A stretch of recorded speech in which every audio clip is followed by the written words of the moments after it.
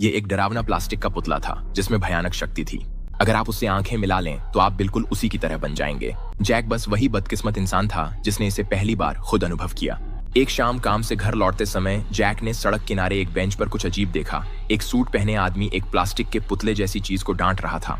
जैसे ही जैक वहां खड़ा होकर इस अजीब नजारे को देख रहा था, पुतले का सिर अचानक पूरी तरह 180 डिग्री घूम गया और सीधा उसकी ओर देखने लगा।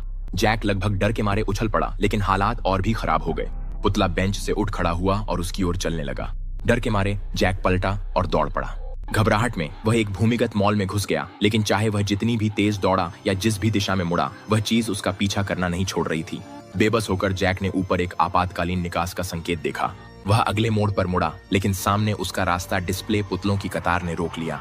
जैक वहीं खड़ा रह गया, असमंजस में जमे हुए। तभी पीछा करता पुतला धीरे धीरे उसकी ओर बढ़ा, उसे ऐसे घूरता हुआ जैसे कोई शिकारी अपने शिकार का आनंद ले रहा हो।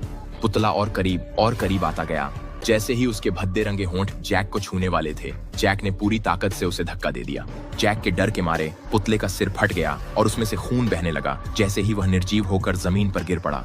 जैक के पास ये सोचने का समय नहीं था कि अभी अभी क्या हुआ है। उसे वहां से निकलना था, लेकिन वह मुश्किल से कुछ गज ही चला था कि उसके शरीर में जकड़न होने लगी। डर के मारे नीचे देखते हुए उसने देखा कि उसके हाथ प्लास्टिक में बदल रहे हैं। तभी उसने उसे देखा, बेंच पर बैठा सूट वाला आदमी अब उसके सामने खड़ा था, हाथ में ब्रीफकेस लिए हुए। जैसे ही जैक की चेतना धुंधली होने लगी, उसने आखिरी बार उस आदमी के चेहरे पर फैलती हुई एक विकृत मुस्कान देखी।